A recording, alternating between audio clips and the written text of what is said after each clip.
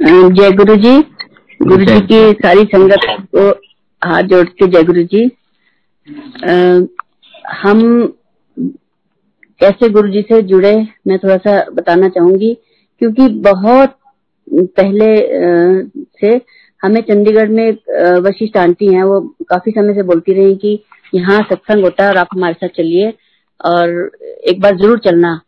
तो ऐसे वो काफी टाइम से बोलती रही, लेकिन हमारा जाना नहीं हो पा रहा था। लेकिन बैक ऑफ द माइंड एक था कि मुझे कहीं जाना है, वहां सत्संग देखना है क्या होता है, लेकिन कुछ ऐसा बन नहीं पा रहा था। तो ऐसे करते करते काफी टाइम निकल गया। तो उन्होंने, मेरी बेटी दिल्ली पढ़ती थी, तो उसको उन्होंने कहा कि गिरिजा आप जरूर एक बार दिल्ली में जाइए, एम्पायर स्टेट में ऐसे गुरुजी बैठते हैं और उनको उनके दर्शन करके आइए।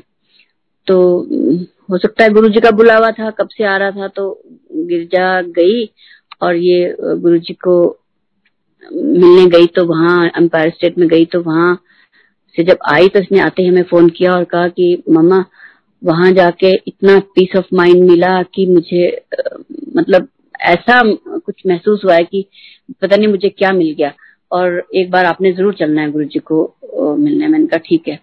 तो ऐसे ही करते, ये 2007 की बात है, हम उसने 5 की या 4 की बात है, चंडीगढ़ में एक शादी थी। तो वहां पर गुरुजी आए और गुरुजी के साथ उनकी कुछ संगत थी, वो लोग आए बैठे हैं और हम उनको देख रहे हैं। और मैं ये भी कह रही हूँ कि देखो गुरु, ये वो गुरुजी हैं जिनके बारे में हम सुनते हैं, जो डिजाइनर चोलास पहनते हैं। हम, मैं देख भी उनको रही हूँ काफी देर, वो थोड़ी देर बैठे हैं, उसके बाद वो गए। उनको जाते भी देखा है मैंने, सब कुछ देखा, लेकिन वो दिमाग में रहा। फिर भी जाके गुरुजी से हम आगे जाके मिले नहीं, पता नहीं, एक शायद गुरुजी का उस टाइम हुक्म नहीं था। तो ऐसे करते करते 2007 आ गया और जब हम, मेरे को बेटी ने कहा कि मम्मा एक बार गुरुजी के बड़े मंदिर चलना, आप मेरे साथ चलो। तो मैं उसके साथ गई। तो जब हम वहां गए तो हमें पता लगा कि गुरुजी अब इस चोले में नहीं है। तो वहां पर हम काफी देर बैठे रहे। तो थोड़ी सी वहां संगत थी, बहुत ज्यादा नहीं, बहुत कम लोग थे, लेकिन उनसे वहां गुरुजी के बारे में सुना और जो वहां की जो पॉजिटिविटी थी वो देख के बहुत अच्छा लगा। और उसके बाद जब मैं घर आई तो मैंने अपने हस्बैंड से कहा कि एक बार आप भी चलना, बहुत ही वहां जाके सुकून सा मिला है, वहां बहुत शांति है। तो हम जब दोबारा दिल्ली गए तो मेरे हस्बैंड भी राजी हो गए, क्योंकि वैसे तो वो कहीं ऐसे जाते नहीं है ना, वो ऐसी जगहों में ज्यादा बिलीव करते हैं, लेकिन वो चले। जब वो गए तो हम वहां बैठे। जब हम वहां से वापस आए तो इनको भी बहुत अच्छा लगा और एक मतलब हम लोग ना एक ऐसे खींचते चले गए गुरु जी की तरफ। आके हम विंटर्स में जैसे पंचकुला शिफ्ट हो जाते हैं, तो पंचकुला में थे। तो वशिष्ठ आंटी का फोन आया कि ऐसे ऐसे सत्संग आप चलोगे? तो मैंने कहा हाँ चलेंगे। तो जब सत्संग में गए, वहां बहुत अच्छा लगा, किसी के घर में था, मोहाली में अटेंड किया। तो वहां मुझे ऐसा फील हुआ जैसे गुरुजी साक्षात वहां पे थे, और उनको जैसा फील किया मैं वो वर्ड्स में नहीं बता सकती। उसके बाद जब हम वहां से वापस आए हैं तो आके मैं सोच रही थी कि गुरुजी को अपने घर बुलाना था, लेकिन कैसे बुलाएं, हमें तो कुछ नहीं आता, ना हमें कुछ पता है। तो थोड़े दिन बाद मुझे पंचकुला से फोन आता है अश्विनी अंकल का कि आप शिमला में एक सत्संग कीजिए। तो मैंने उनको कहा कि शिमला में ना तो कोई संगत है ना कुछ है, तो ना ही मुझे ये करना आता है, कैसे करूंगी? उन्होंने कहा कुछ नहीं करना है, आप एक स्वरूप रखिए और हम लोग चंडीगढ़ से संगत लेके आएंगे। मैंने कहा ठीक है।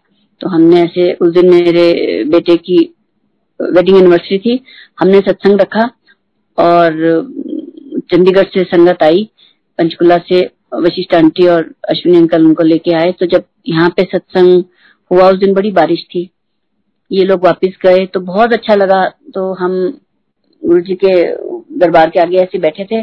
तो बेटे का हमने जब केक काटना था तो केक रखा। तो गौरव बेटा है मेरा, उसका नाम है। तो उसने कहा कि मम्मा आप मानते हो, आपको अच्छा लगा, बहुत अच्छी बात है, लेकिन आपने हमें फोर्स नहीं करना कि आप हम चलो या आप सत्संग करो या कुछ है, क्योंकि अभी हमें कुछ ऐसा अभी तक फील नहीं हुआ। जब हमें कभी होगा तो हम मन से करेंगे, आपने पर हमें फोर्स नहीं करना है। मैंने कहा ठीक है।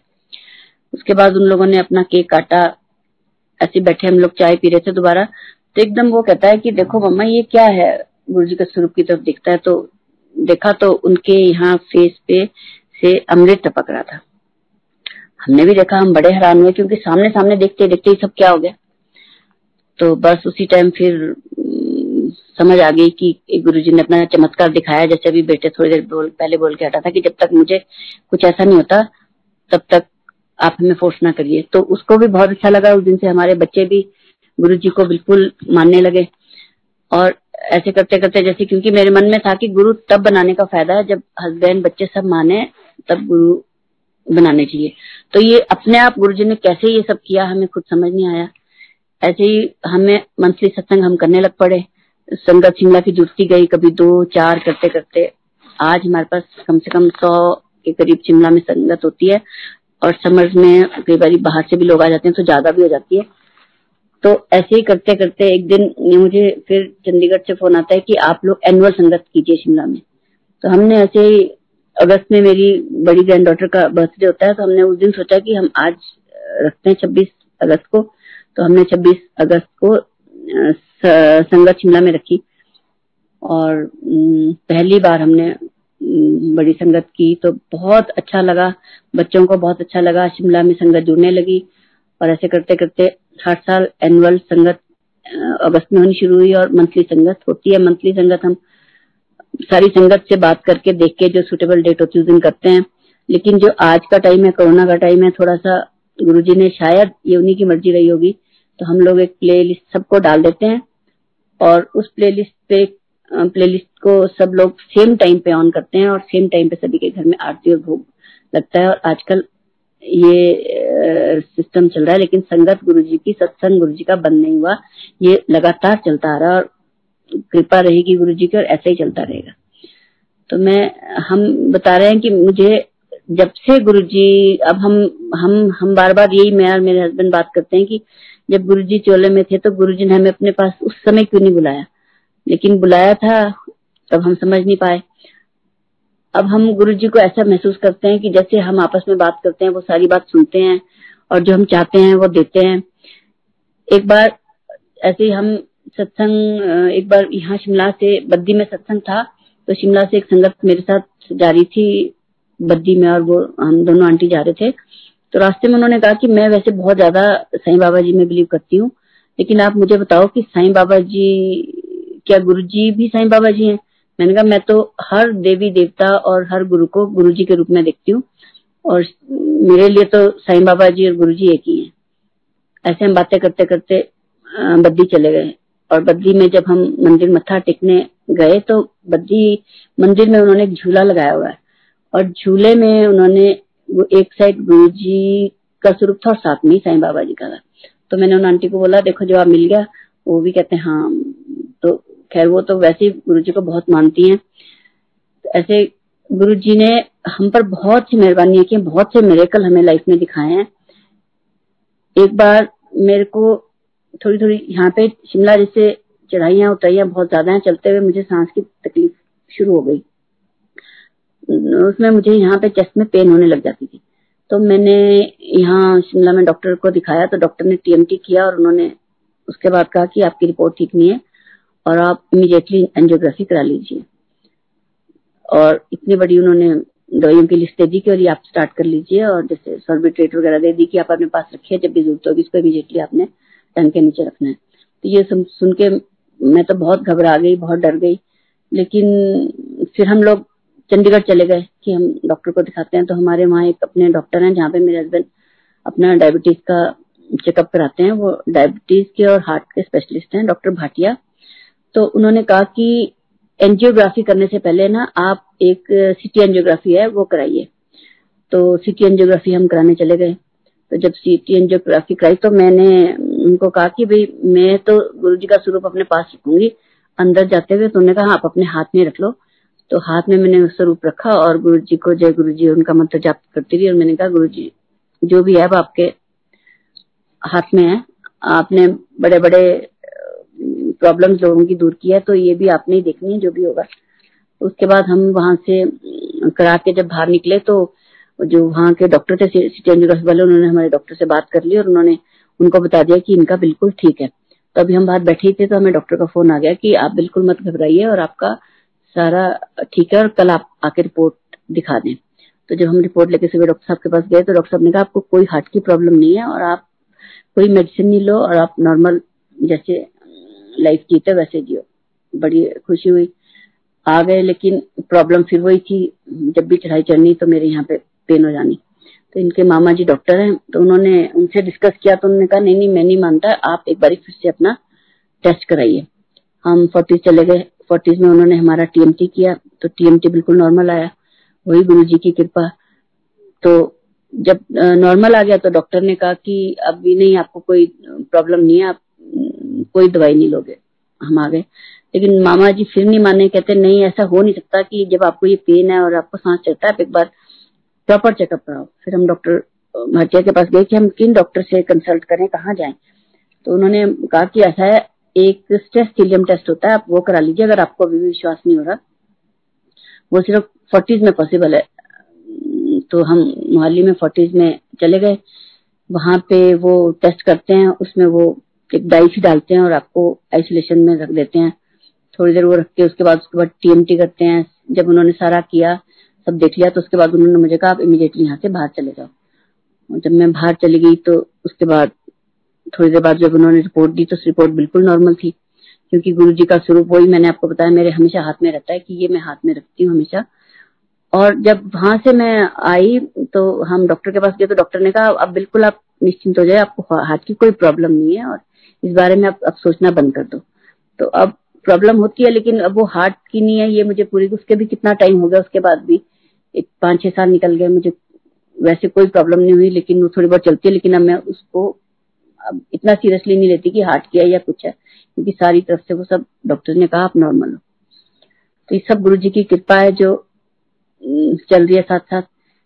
और एक बार क्या हुआ कि मुझे हमें ये 2017 की बात है, हमारी एक मीटिंग थी नेशनल काउंसिल फॉर वुमेन की टर्की में। तो हमें टर्की में हम लोगों ने जाना था। शिमला से हम 3 लेडीज थी।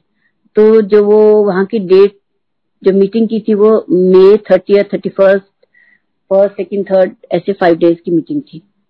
तो मैं बार बार सोच रही थी कि मैं क्या करूं, क्योंकि मेरा एक तो गुरुजी का सत्संग अटेंड करने का बहुत मन था कि हम इसको अटेंड करके जाएंगे चंडीगढ़, और उसके बाद लेकिन हम मीटिंग भी मिस नहीं कर सकती थी, क्योंकि मैं यहाँ इंडिया से हम एज ए ट्रेजर की पोस्ट थी मेरी, तो हमें जाना भी जरूरी था। तो मैंने गुरुजी पे छोड़ा, मैंने कहा गुरुजी चलो माफी देना, क्योंकि अब मुझे जाना जरूरी है, अब जो भी है अब आपके हाथ में है।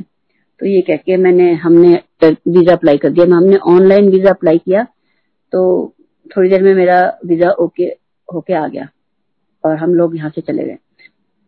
दिल्ली एयरपोर्ट से भी ओके हो गया, हम चले गए। जैसे ही मैं इस्तांबुल पहुंचे तो इस्तांबुल में उन्होंने मुझे रोक लिया कि आप एक बार अपना वीजा दोबारा यहीं पे निकाल के हमें दीजिए। एक तो वहाँ लैंग्वेज प्रॉब्लम, दूसरे बेटे ने यहाँ से अलर्ट करके भेजा था कि टर्की सेफ नहीं है, तो आपने हमें बड़ी इंस्ट्रक्शन दी हुई थी, ऐसे करना वैसे करना, कोई चांस नहीं लेना, इकट्ठे रहना सब लेडीज, क्योंकि ऑल इंडिया से हम काफी लेडीज का ग्रुप था। तो जब मैं वो मशीन के पास गई, मैंने कहा चलो यहाँ से फिर से निकालते हैं, तो लेकिन वहां पर तो लाइन लगी हुई थी और हमारी आगे कनेक्टिंग फ्लाइट थी इजमेर की इस्तांबुल से। तो मैं वहां खड़ी और दूसरी साइड सारे हमारे साथी वहां उस साइड से, वहां से निकला। तो मेरे मन में एकदम आया कि मैं इससे पहले अपनी बेटी से बात करती हूँ। तो बेटी दुबई में थी, मैंने उसको फोन किया और मैंने कहा कि बेटे ऐसे से प्रॉब्लम आ रही है और यहाँ बड़ा टाइम लग जाएगा, उधर से कनेक्टिंग फ्लाइट है, मैं क्या करूँ। तो उसने अपने भाई से बात की शिमला बेटे से, तो बेटे ने कहा आप अपना एक तो अपना फोन ऑन रखना, इंटरनेशनल ऑफ नहीं करना। मैंने कहा ठीक है। थोड़ी देर बाद उसका फोन आता है कि आपने कुछ नहीं करना, आप सब छोड़ दो। और उन्होंने बेटे ने मुझे फटाफट दुबई की टिकट भेजी और कि आप इमीडिएटली दुबई चले जाओ, क्योंकि हमारा ऑलरेडी प्रोग्राम था कि हम दुबई इधर से टर्की से वापसी में दुबई जाएंगे, क्योंकि बेटी दुबई में थी और वहां से फिर हमने इंडिया वापस जाना था। हम सबका प्रोग्राम ऐसे ही था। तो जैसे ही मैंने भी फिर उनको, हमारे साथी थे, उनका भी टाइम, क्योंकि फ्लाइट का अलग था, वो तो चले गए, उनको जाना पड़ा, सामान मेरा उनके साथ चला गया था सारा। तो मैंने कहा कोई बात नहीं, और मैंने इमीडिएटली 2 घंटे बाद उसके बाद फ्लाइट थी दुबई की, मैंने फ्लाइट ली और मैं दुबई चली गई। ये 30th की बात है। नेक्स्ट डे हम वहां पहुंच गई। नेक्स्ट मैंने कहा चलो छोड़ो अब क्या करें, नहीं उस दिन हाँ 31 की बात है, सुबह सुबह मैं पहुंची, उसी दिन वहां पे सत्संग था, तो फ्राइडे था। तो बेटी ने बोला कि मम्मा आज फ्राइडे सत्संग है, सत्संग में चलते हैं। सत्संग में गए, जब सत्संग से वापस आए तो मुझे ख्याल आया, तो मैं हम बात कर रहे थे, मैंने कहा देखो गुरुजी ने मुझे सत्संग अटेंड करना था, मुझे टर्की से वापस लाए हैं गुरुजी, सत्संग अटेंड करना है। मैंने कहा चलो हो गई बात। बेटी ने कहा कि मम्मा एक बारी, अब सत्संग तो हो गया, अब आपकी मीटिंग 5 दिन की है, आप अगर अब भी ट्राई करें एक बारी, अगर एम्बेसी, टर्की एम्बेसी से कुछ होता हो। मैंने कहा हाँ चलते हैं। तो हम टर्की एम्बेसी गए, हमने उनसे रिक्वेस्ट की कि ऐसे ऐसे हम यहाँ से वीजा अप्लाई कर देते हैं, तो अगर हो जाता है, अगर आप दे देते हो तो हम आगे मीटिंग है हमारे, हम चले जाएंगे, क्योंकि मेरा सारा सामान वहां जा चुका था। तो वो एम्बेसी वालों ने कहा नहीं, आपको तो इंडिया जाना पड़ेगा, इंडिया से आप वीजा लगा के आ सकते, ये कोई रूल नहीं है कि आप दूसरी कंट्री से आपका वीजा नहीं लगता। हमने कहा ठीक है। ऐसे ही हमने शिमला अपने हस्बैंड से बात की, तो मेरे हस्बैंड कहते एक बारी तुम इंडियन एम्बेसी में भी ट्राई करके देख लो, अगर होता है, नहीं तो कोई बात नहीं। हम सीधे इंडियन एम्बेसी चले गए। जब इंडियन एम्बेसी गए तो वहां पर उन्होंने जो पेपर थे सारे के सारे फाइल के, वो मेरी बेटी ने उसमें उसके ऊपर सबसे ऊपर एक गुरुजी का स्वरूप लगाया हुआ था। तो जैसे ही हमने वहां पर गए, उन लोगों ने हमें ऐसा ट्रीटमेंट दिया जैसे कोई वीवीआईपी वहां पे आ गया हो। उन्होंने हमें वहां बहुत अच्छे से बिठाया, हमारी बात समझी, और उन्होंने वहां से टर्की कॉन्सुलेट को फोन मिलाया और उन्होंने कहा कि ये कोई हमारे बड़े वीवीआईपी आपके पास आएंगे और आपको इनका देखना है और इनका वीजा लगाना है। तो हमने फिर भी ये सोचा कि इम्पॉसिबल है टर्की का वीजा दुबई से लगना, लेकिन जाने में कोई हर्ज नहीं है। हम लोग वहां चले गए, वही एम्बेसी टर्की की जहाँ पे पहले हमें लोग अंदर नहीं जाने देते थे, वो उनकी सेक्रेटरी, कॉन्सुलेट की सेक्रेटरी हमें बाहर लेने आई और हमें लेके अपने अंदर गए। हम इतने कंफ्यूज थे कि हमें समझ नहीं आ रहा था कि क्या हो रहा है। और अंदर ले गए, उन्होंने मेरा पासपोर्ट लिया, कोई पेपर नहीं देखे, कुछ नहीं किया, और कॉन्सुलेट खुद आए, उन्होंने हमें बल्कि टर्किश कॉफी पिलाई और हमें वीजा ओके करके मुझे पासपोर्ट दिया और कहा कि आप अब जा सकते हैं। हम लोग बाहर आए, हम बड़े हैरान थे, बड़े कंफ्यूज थे, और हम इतना मतलब बता नहीं सकते कि हम कितने कंफ्यूज थे, क्योंकि मैं नहीं जा रही थी, ये तो गुरुजी जा रहे थे। और गुरुजी को उन्होंने अपना ये दिखाया कि वो कितने वीआईपी, कितना क्या कुछ कर सकते हैं, वीवीआईपी ट्रीटमेंट भी दिला सकते हैं अगर दिलानी हो, या कुछ भी कर सकते हैं, सब उनके हाथ में है। ये हमारा जैसी वहां से निकले तो इतने हम खुश। तो मेरी बेटी ने कहा कि मम्मा 2 सेकंड डे आए, 3 दिन अभी और मीटिंग, अगर आप जाना चाहते हो तो अभी हम एमिरेट्स में ट्राई कर लेते हैं। एमिरेट्स के उसी टाइम हम चले गए काउंटर पे, एयरपोर्ट पे। तो वहां पर चांस से लास्ट एक सीट जो है उसी टाइम कैंसिल हुई थी, और उन्होंने फटाफट कहा जी एक जना जा सकता है। मैंने कहा एक नहीं जाना, और उन्होंने फटाफट हमने वहां से टिकट ली, और वहीं से, क्योंकि मेरे पास सामान तो मेरा ऑलरेडी जा चुका था, मैंने फ्लाइट ली और मैं पहुंच गई। और आगे इजमेर जब पहुंची तो सब लोग हैरान कि ये कैसे हो गया, क्योंकि उन्होंने तो आगे एजेंट से बात कर ली थी कि हमारा रिफंड करा दो, क्योंकि हमारा एक नंबर नहीं आ सका। तो मैं वहां जाके वो सब लोग हैरान रह गए कि मैं पहुंच कैसे गई। तो मैंने उनको बताया तो कोई बिलीव नहीं कर सका कि ऐसा हो सकता है, क्योंकि ये बड़ा इम्पॉसिबल था। दुबई, अब सब मुझे कहें कि अब आप दुबई जा चुके, अब दोबारा आप दुबई नहीं जा सकते, क्योंकि 15 डेज के अंदर आप दोबारा कंट्री में नहीं जा सकते। तो मैं जब आई थी तो मेरा उन्होंने दुबई का वीजा भी लगा दिया था। तो जब हम गए हैं वापस, क्योंकि हमने वापसी में दुबई रहना था, तो मैं दोबारा दुबई गई हूँ और वहां रह के सबके साथ, और फिर उसके बाद हम इंडिया आए। ये इतना बड़ा मिरेकल था जो कोई भी किसी को भी बताएं कोई बिलीव नहीं कर सकता, लेकिन गुरुजी सब कुछ कर सकते हैं। ऐसे ही उन्होंने कई चमत्कार हमारी जिंदगी में किए हैं। जैसे मेरी ये बेटी एक बार दुबई से आ रही थी, तो इन्होंने एक्चुअली दुबई छोड़ना था आस्ते आस्ते, तो अपनी वहां से ज्वेलरी ला रही थी। तो इसने अकेले आना था, इसके पास अपने डायमंड के 2 सेट थे अपने। तो इसने मुझे कहा, एयरपोर्ट से इसका फोन आया कि मम्मा मेरे को इन्होंने यहाँ पकड़ लिया और ये कह रहे हैं कि ये सेट्स आप दो, या तो इनके बिल दिखाओ या ये आपको इसका पे करना पड़ेगा। मैं बड़ी हैरान, रात का टाइम था, कोई 9-10 बज गए थे। मैंने कहा ये तो बड़ा मुश्किल है, बिल कहाँ दिया, तो शादी के सेट थे, शादी में दिए थे, अब इस टाइम हमने बिल कहाँ रखे होंगे, और आप ऐसा। पर कहती वो मेरे हस्बैंड ने कहा कि तू इनको सेट दे, फोटो खींच और तू चली जा, बाद में बात करेंगे। और वो तो सो गए कि कोई इसमें टेंशन की बात नहीं है, हम नहीं कर सकते, कुछ भी नहीं हो सकता। लेकिन मेरा बेटा था, उसने भी इधर उधर ट्राई किया 2-3 जगह कि किसी से पता करते हैं कि क्या करें। पर मैं इसको बार बार ये बोलती थी कि बेटा आपने इनके पास सेट्स देने नहीं है और आप वहीं रहो और उनसे रिक्वेस्ट करो और बिल्कुल देने नहीं है। और उनसे देखो, बड़ी हद होती है तो देखना कि कितने पैसे मांग रहे हैं, क्या करें। करते करते वो बैठी रही वहां पर और उसके ब्रदर इन लॉ को बाहर लेने आए थे, वो बाहर वेट करते रहे। 2-3 घंटे हो गए, सारे चले गए एयरपोर्ट पे, ये अकेली बेचारी ये रोने लग पड़ी।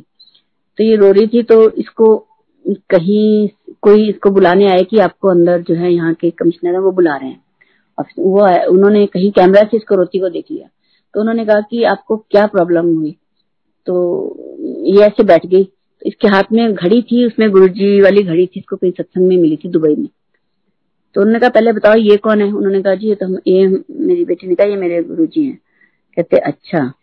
फिर कहते अच्छा अपनी प्रॉब्लम बताओ। तो जब इसने प्रॉब्लम बताई इससे, तो उन्होंने कहा कोई बात नहीं। उन्होंने अपने वहां से उन लोगों को बुलाया और उन्होंने कहा इनकी ज्वेलरी इनको दो, और जो वहां पे जो पहले इनसे जो लोग इनको डांट रहे थे या जो इनसे मान नहीं रहे थे, उनको कहा कि इनका सामान पहुंचा के इनको एयरपोर्ट से बाहर करो, क्योंकि ये कोई ऐसी गलत बात नहीं है और इनके ये ले जा सकते हैं। वो रोते रोते उसका फोन आया मुझे कि मम्मा आपको पता है इतना बड़ा मिरेकल हुआ। तो कहती, मैंने उनको पूछा भी कैसे हुआ डायरेक्टर कमिश्नर साहब से। तो कहते उन्होंने कहा कि मैं भी गुरुजी वाला हूँ, मेरी ड्यूटी तो थी नहीं रात को, पर बाई चांस आज मैं किसी काम से यहाँ पे रात को आ गया, क्योंकि रात के 2-2:30 बजे की बात है ये। आया हूँ, नहीं तो मैं तो इस टाइम आना भी नहीं था। बाई चांस मुझे कुछ काम पड़ गया और मैं यहाँ एयरपोर्ट आ गया, और ऐसी मैं बैठा देखा था तो मुझे लगा कि आप किसी प्रॉब्लम में हो, तो मैंने आपको बुलाया। लेकिन जब देखा कि गुरुजी वाले हैं तो इतना अच्छा लगा। फिर इसका फोन आया रात को मुझे 2:30 बजे कि मम्मा देखो इतना बड़ा मिरेकल हुआ और गुरुजी ने मतलब कितनी जल्दी ये प्रॉब्लम मेरी सॉल्व की। तो गुरुजी ऐसे हैं संगत जी, जब गुरुजी देखते हैं कि आप किसी मुसीबत में हो तो कैसे आपको उससे निकालते हैं, तो वही जान सकते हैं। ऐसे ही अभी लॉकडाउन की बात है। लॉकडाउन जिस दिन 22 तारीख को होना था, मेरे सिस्टर के बेटे की, मेरे नेफ्यू की शादी थी दिल्ली में 20 तारीख की, 19 की। तो हम लोग चले तो गए सबकी, चलो चले जाते हैं, शादी तो क्योंकि होनी थी, देखते हैं जैसा भी होगा। तो हम लोग वहां गए। तो जैसे वहां गए तो वहां था कि गैदरिंग नहीं कर सकते ज्यादा। तो करते करते जहाँ पे रिजॉर्ट में बुक किया हुआ था वहां पे रहे, तो शोर मचता गया कि गैदरिंग इतनी नहीं हो सकती, वो नहीं करते। करते करते रिजॉर्ट के सब लोगों को उनको कैंसिल करना पड़ा, बाहर के लोगों को सबको मना करना पड़ा कि ना आए। लेकिन हम तो पहुंच गए थे और शादी सिर्फ हम लोगों ने खड़े खड़े उसकी जो सारी रस्में होती है वो की। गुरुद्वारे में हमने शादी रखी थी, गुरुद्वारे में शादी की। वो गुरुद्वारे में लास्ट शादी थी, उसके बाद गुरुद्वारे में शादियां बंद हो गई। उसके बाद वापिस आए जब बारात लेकर फटाफट, तो उन्होंने कहा कि मतलब लॉकडाउन हो रहा है और आप इकट्ठे नहीं हो सकते। तो हमने टेरेस पे ही उसके सारे जितने भी रिचुअल्स थे सब किए। उसके बाद जो भी है उनकी लड़की वालों के टेरेस पर, उनके टेरेस पे ही घर की फैमिली मेंबर्स में ही वो शादी हुई। और जैसे जैसे शादी होती गई, जब हमने उनको रिजॉर्ट वालों ने बोल दिया कि अब आप खाली कर दीजिए क्योंकि हम रिजॉर्ट बंद कर रहे हैं। हमने रिजॉर्ट खाली करके घर आ गए। तो 21 तारीख मेरी फ्लाइट थी, 22 की दिल्ली से चंडीगढ़ की, और मेरे हस्बैंड और बच्चों की एक दिन पहले की थी क्योंकि मैंने अपने पेरेंट्स के साथ आना था। तो बेटे ने कहा कि नहीं मम्मा आप साथ ही चलो, कुछ नहीं पता क्या होने वाला है। हम 21 को हम एयरपोर्ट पहुंचे दिल्ली। तो एयरपोर्ट पे इंटरनेशनल एयरपोर्ट तो बंद हो चुका था और ये डोमेस्टिक फ्लाइट्स भी लास्ट फ्लाइट आ रही थी उस दिन, 21 तारीख की बात है। और उसके बाद हम चंडीगढ़ पहुंच गए। जब हम घर पहुंचे तो हमने कहा चलो यहाँ तक तो पहुंच गए सेफली, अब हम थोड़े दिन, क्योंकि छोटे छोटे बच्चे हमारे साथ हैं, हमने कहा हम थोड़े दिन यहाँ रह लेते हैं क्योंकि लॉकडाउन तो हो ही रहा है, बंद हो जाएगा तो शिमला जाके भी कोई फायदा नहीं है। स्कूल भी क्योंकि बच्चों के बंद हो चुके थे। लेकिन बेटा कहता नहीं आप यहाँ से निकल चलो, नहीं तो हम यहाँ ज्यादा लंबा ना फंस जाए, कहीं ऐसी प्रॉब्लम ना आ जाए। तो हमने फटाफट सब कुछ पैक किया और हम 22 को वहां से निकले। हम लोग वहां से कोई 12 बजे निकले और 2 बजे पंजाब में कर्फ्यू लग गया। बड़ी मुश्किल से हम शिमला घर पहुंच गए। मतलब शादी भी हो गई, घर भी पहुंच गए, लेकिन कैसे कैसे पहुंचे ये गुरुजी जानते हैं या हम जानते हैं। तो गुरुजी ने बहुत कुछ हमारी लाइफ में हमें दिखाया है, बहुत कुछ दिया है। हम जितना भी शुक्राना करें उतना कम है। हम रोज शुक्राना करते हैं गुरुजी का। और गुरुजी, मेरे जो सिस्टर के हस्बैंड है, वो इतनी लॉकडाउन में उनको एक दिन चक्कर आ गया। वो एक्चुअली आर्टिस्ट है, तो उन्होंने मैंने उनको बोला था कि गुरुजी का आप एक ना पोर्ट्रेट बनाइए। तो उन्होंने एक बहुत सुंदर गुरुजी का पोर्ट्रेट बना के अपने घर में ऐसे स्टैंड पे ही रखा हुआ है। तो जैसे ही वो लोग वो अपने टेरेस पे सुबह वॉक करके नीचे उतरे, जैसे ही वो खड़े हुए तो इतनी जोर से धड़ाम करके उनको चक्कर आया और वो गिरे, और उसका जो शीशा था वो चूर चूर हो गया। गुरुजी ने अपने ऊपर सारा ग्रह ले लिया, लेकिन उनको एक खरोंच भी नहीं आई। तो जब दिखाया डॉक्टर्स को, तो डॉक्टर्स ने देखा तो उन्होंने कहा कि शायद वर्टिगो है या धूप में इसकी वजह से चक्कर आया। ऐसे उन्होंने ज्यादा इसको सीरियसली नहीं लिया और घर आ गए। अभी फिर ये कोई 15-16 दिन पहले की बात है। एक दिन शाम के टाइम उनको घर, जैसी वो ड्राइव करके घर पहुंचे हैं, गेट के पास गेट बंद कर रही थी मेरी सिस्टर, तो जैसी वो आगे मुड़े हैं और एकदम उनको चक्कर आया और वो धड़ाम करके पहले वहां पे गमला था उस पे बजे और उसके बाद वो नीचे धड़ाम करके गिर गए।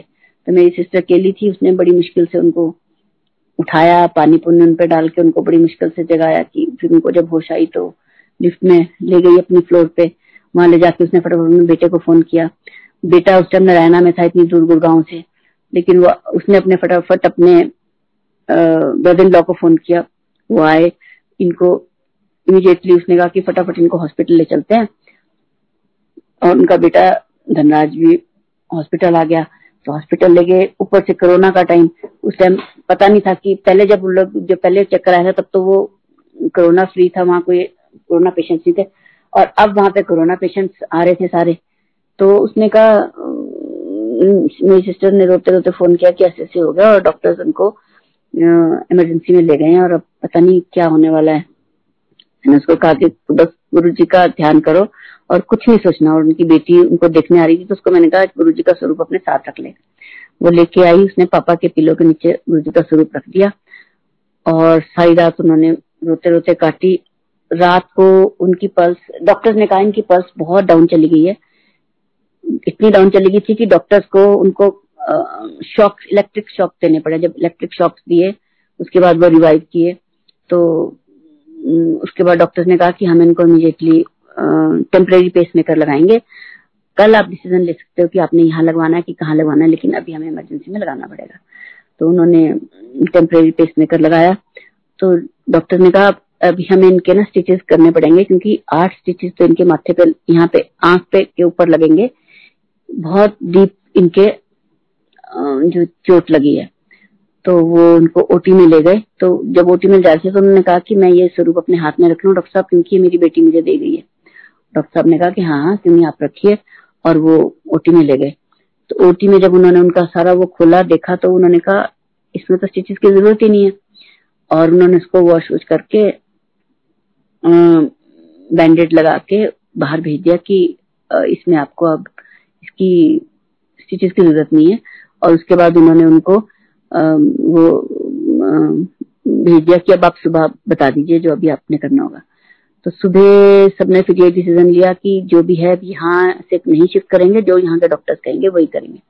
तो डॉक्टर से कंसल्ट किया और उन्होंने कहा कि लगा दो, आप पेसमेकर लगा दो।